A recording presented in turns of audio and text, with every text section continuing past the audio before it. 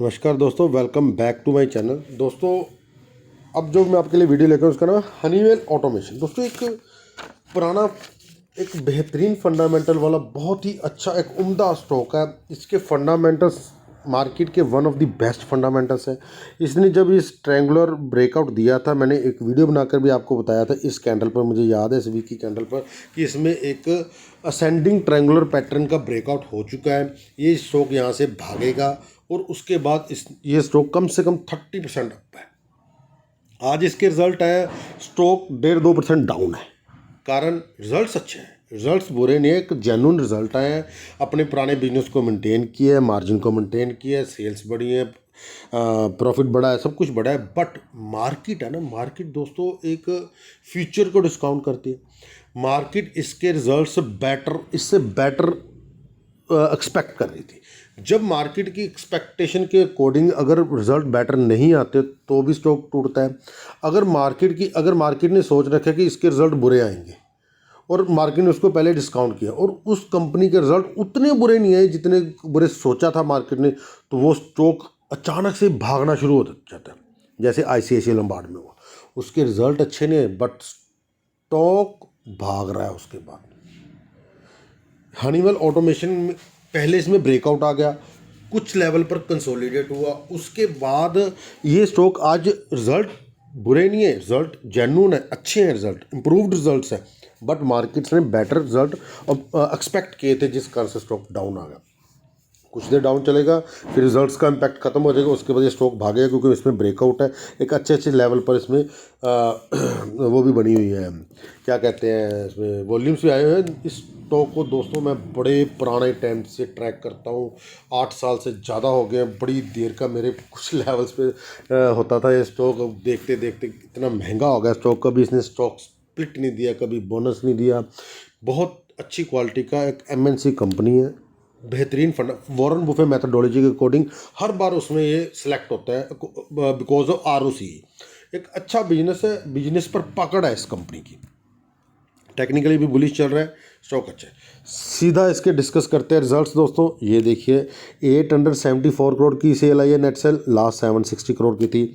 इस बार जो प्रॉफिट आया है दोस्तों, प्रॉफिट आया है इसका 150 करोड़, लास्ट 108 करोड़ का था। इस बार मार्जिन है 21%, लास्ट 19% था। इस बार जो EPS देखिए कितनी बड़ी, 169, लास्ट 120। प्राइस भी तो बहुत बड़ा है इसका, EPS तो बड़ी होगी। लास्ट दिसंबर में 901 करोड़ की सेल थी, इस बार 874 करोड़ की सेल, थोड़ी सी कम आई है। लास्ट दिसंबर में 145 करोड़ का प्रॉफिट था, इस बार 150 करोड़ का, ऑलमोस्ट थोड़ा बहुत प्रॉफिट बढ़ गया है। लास्ट दिसंबर में 21% का मार्जिन था, इस बार भी 21% का मार्जिन, थोड़ी सेल कम आई है बट मार्जिन में बढ़ा है। ऑपरेटिंग प्रॉफिट मार्जिन मेंटेन किया है। EPS बढ़ के ही आई है, 163 थी, इस बार 169 है, क्योंकि थोड़ा सा प्रॉफिट बढ़ा है, जिसको मार्केट ने पहले ही डिस्काउंट कर दिया था, इसलिए आज स्टॉक थोड़ा सा टूटा है। बट इतना बीरिश नहीं है कि टूट जाएगा। जब मार्केट भागेगी, हो सकता है किसी लेवल पर कंसोलिडेट होकर ये भाग जाए। एक अच्छे फंडामेंटल वाला, एक बेहतरीन क्वालिटी वाला, एक बहुत अच्छा मल्टी बैगर स्टॉक है। पहले भी ये स्टॉक मल्टी बैगर था, अब भी ये स्टॉक मल्टी बैगर और आगे भी रहेगा। इसके एक्सपेक्टेशन है यहाँ से भी डबल होने की। मार्केट के जो धुरंधर लोग हैं इससे डबल होने की एक्सपेक्टेशन लगाते हैं। ये इसकी वेबसाइट है दोस्तों, हनीवेल ऑटोमेशन की। थोड़ा पढ़ने की कोशिश करते हैं। Honeywell automation India limited, hello बोलते हैं इसको, listed in the Bombay stock exchange. This hell is a leader in providing integrated automation and software solution including process solution and building solution. It has a wide product portfolio in environmental and combustion control. Environmental control में इसका काफ़ी बड़ा है, and sensing and control, and also provide engineering services in the field of automation and control to global clients. A Fortune India 500 company, a hale has more than 3000 employ across India, Pune, Bangalore, Hyderabad, ये है सब कुछ। एक अच्छी company है दोस्तों। इसके मैं आपको रिटर्न प्रोफाइल चेक करवाता हूँ दोस्तों। आज ऑलमोस्ट 1.5% टूटा है स्टॉक, बट बहुत कम ट्रेडिंग होती है। स्टॉक का प्राइस बहुत हैवी है ना, 41,000 का, ऑलमोस्ट 42,000 का स्टॉक का प्राइस बहुत हैवी है, कम ट्रेडिंग होती है इसमें। बट अच्छे प्लेयर ही आते हैं, रिटेल इन्वेस्टर बहुत कम आते हैं। किसी रिटेल इन्वेस्टर को बोल दो कि 42,000 का स्टॉक है, ना जी हम तो 1 रुपये वाले 42,000 नंबर ऑफ स्टॉक्स ले लेंगे दोस्तों, नहीं आते हैं लोग। ये देखिए दोस्तों, अगर आपने इस स्टॉक में आज से 10 साल पहले इन्वेस्ट किया तो 1 लाख के 16 लाख बन गए आपके। 5 साल पहले इन्वेस्ट किए 1 लाख के 5 लाख। 4 साल पहले इन्वेस्ट किए थे 1 लाख के 3.5 लाख। 3 साल पहले इन्वेस्ट किए थे 1 लाख के 2.5 लाख। अगर 2 साल पहले किए तो पैसा डबल। एक कंसिस्टेंट परफॉर्मर है, कंपाउंडर, इसे बोलते हैं compounding. This is the story of compounding. जब भागेगा तो बहुत तेज़ी से निकल जाएगा, आपके पुराने सारे पैसे को बड़ी तेज़ी से बढ़ा देगा।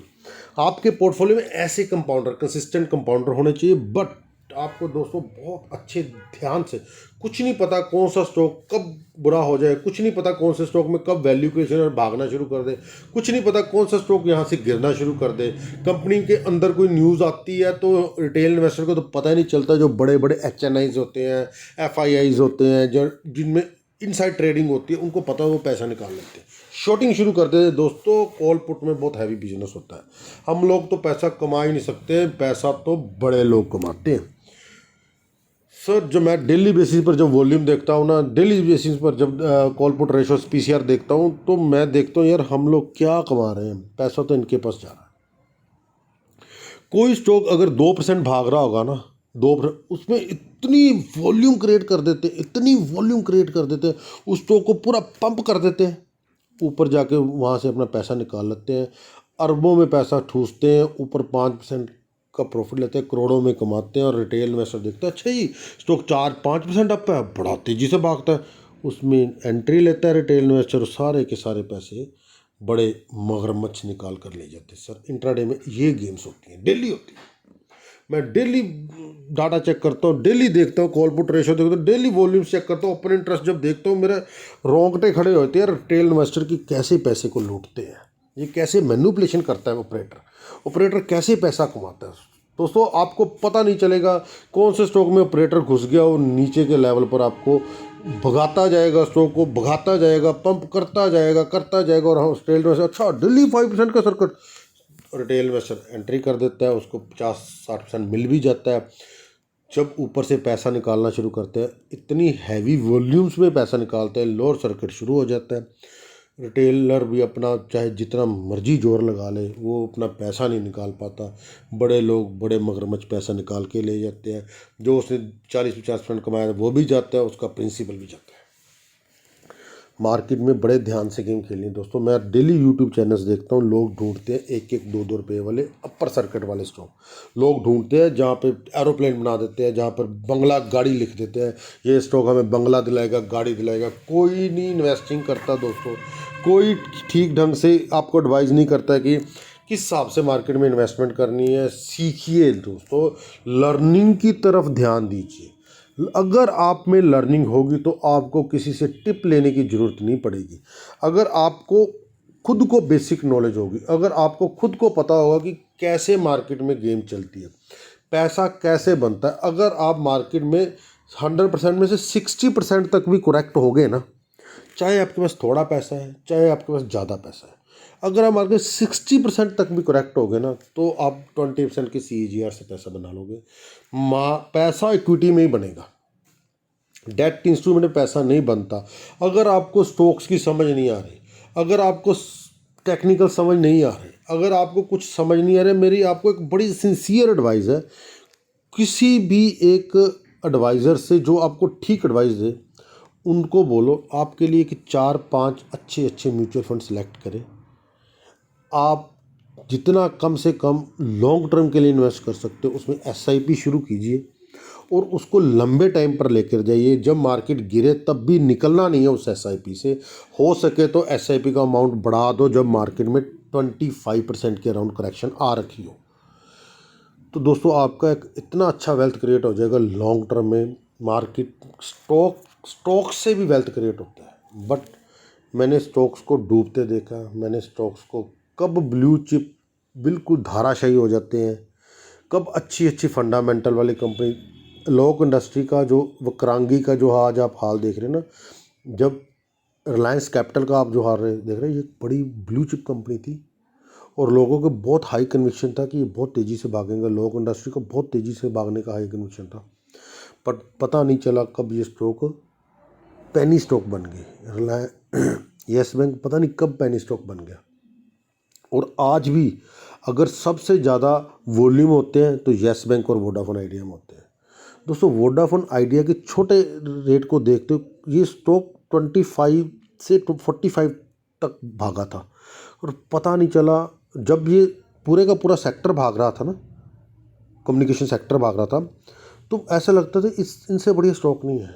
हमारे पास भी हुआ करता था। अगर आपको निकलने की, तब हमें टेक्निकल्स की नॉलेज भी नहीं थी, अगर आपको निकलने की समझ नहीं है तो आपका पैसा डूबना ही डूबना है। भारतीय एयरटेल कब ऊपर से नीचे आपको नहीं पता, अब नीचे से ऊपर भाग रहा है, नहीं समझ लगती दोस्तों। हमारी ये फुल टाइम गेम नहीं है, हमारी ये फुल टाइम जॉब नहीं है। अगर आपको समझ नहीं लगती, अगर आपको लगता है कि कोई भी फाइनेंशियल एडवाइज़र लेकर आप पैसे बेकार कर रहे हैं, अगर मैं आपको बोलता हूँ कि मुझसे आप सर्विस लीजिए और आपको लगता है कि मैं आपके पैसे को फुलफ़िल नहीं कर सकता, आपको आपके पोर्टफोलियो अच्छा नहीं बना सकता, तो आप डायरेक्ट स्टॉक इन्वेस्टिंग से डर कर, समझ कर, दूर रहकर काम कीजिए। आप म्यूचुअल फंड के थ्रू काम कीजिए, आप इंडेक्स फंड लीजिए, ETFs लीजिए, इंडेक्स फंड लीजिए, पैसा बनेगा, पैसा बनेगा, पैसा यहाँ बनता है, कोई दो राय नहीं है। पर दोस्तों हम भी धीरे धीरे करके एक एक चीज़ सीखे हैं। कॉल पुट, देखो कॉल पुट मेरी मजबूरी बन जाती है जब मुझे पता चलता है कि ये स्टॉक भाग रहा है। मेरे पास स्टॉक अगर पोर्टफोलियो मुझे हेज करना पड़ता है, जब ये मुझे पता है ये गिर रहा है तो तब भी मैं कुछ ना कुछ पंगा ले लेता हूँ। काम पुट सेलिंग से या कॉल सेलिंग से करते हैं, हम कभी बाय नहीं करते हैं दोस्तों, जुआ नहीं खेलते हैं।